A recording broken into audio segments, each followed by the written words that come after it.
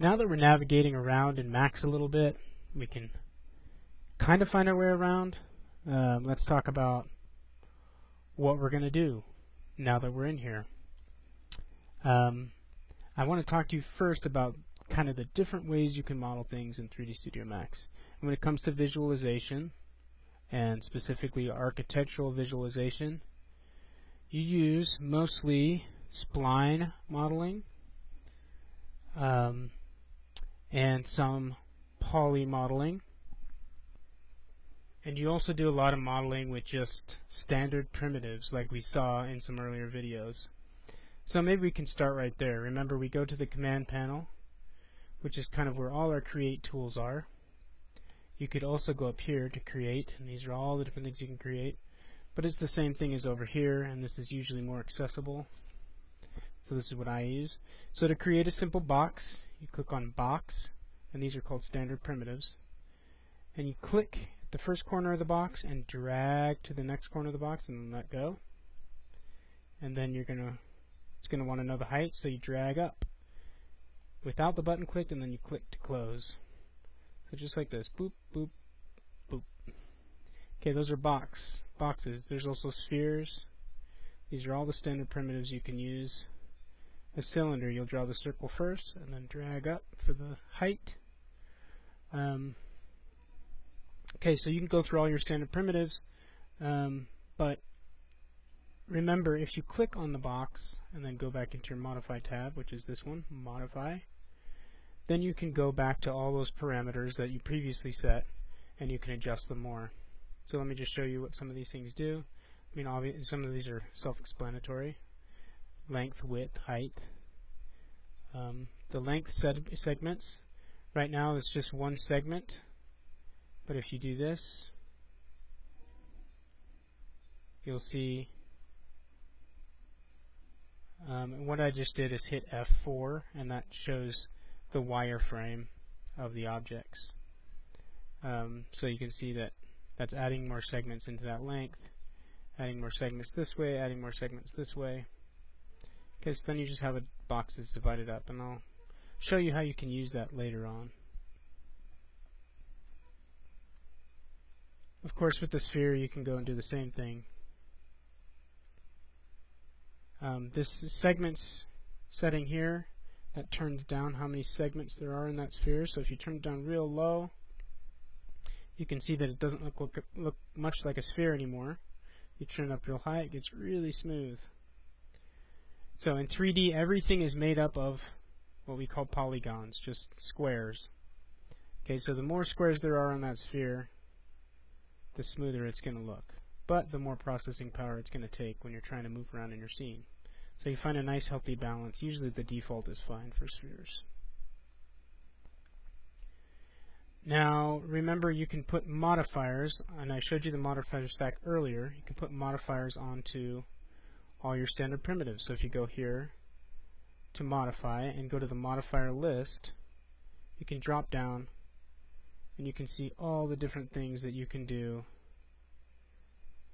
to this standard primitive.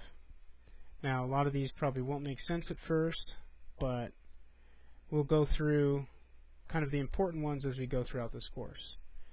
One interesting one, FFD 4x4x4. When you add a modifier, sometimes you can go into what's called sub-object mode, and if you click on this plus mark here, then it gives you options of what level of detail you want to be selecting in.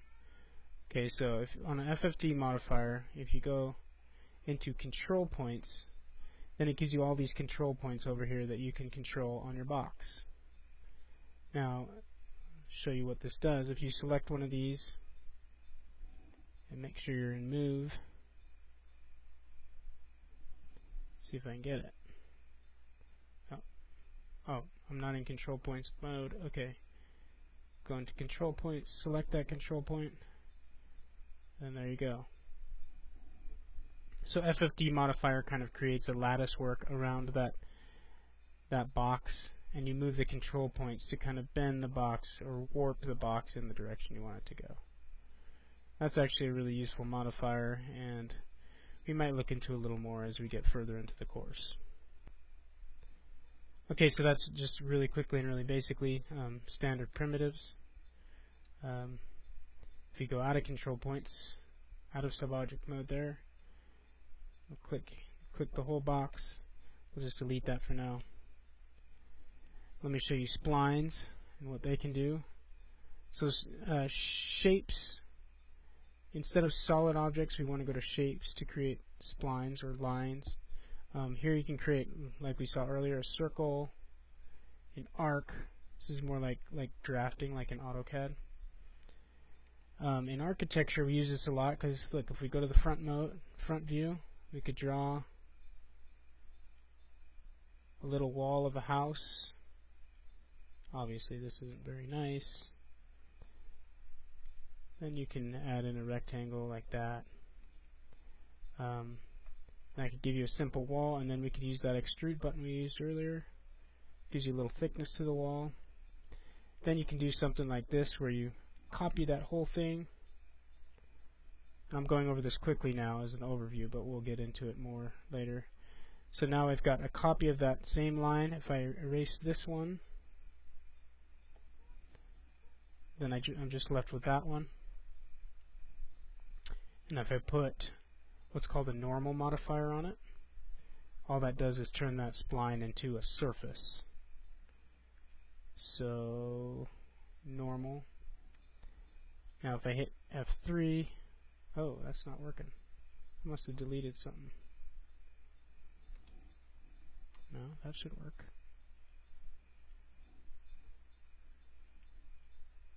Is it just showing up black? Yeah, it's there. Oh, it's flipped normal. Okay. So as you can see, I left just that one rectangle there and put a normal modifier on it, which just made it into a surface. So now you could use that as a window, and we'll go into all that later. But splines, basically you use them to draw a shape and then extrude it to turn it into a solid of some sort. Now one other tool that we use a lot for modeling is just regular polygons. So if you took a rectangle and put a normal modifier on it, or if you just said right click, convert to edit poly, that turns it into a surface as well. Now polys, you can take and move the vertices, and again you can go into sub-object mode of an edit poly, and you can select the vertices, you can select the edge like that, you can select the whole polygon or something called an element or a border that selects any borders around the polygon. Now there's a ton of tools you can use with polygons. I use these mostly to model really highly organic things, custom furniture like that guitar I showed you on my desktop. That's all poly modeled, and it's a little bit advanced for what we're talking about right now, but I'll show you some simple ways to use polygons that will speed up your workflow. But polygons can be divided up kind of however you want, really, and then you can, because you can go into the sub-object mode of that, you can select just this vertex here and move it up, move it down, whatever. So it's doing things like this, that you can morph just a simple rectangle into a really organic shape like that guitar, or any object you can imagine. So that's the basic building blocks of models inside of 3D Studio Max.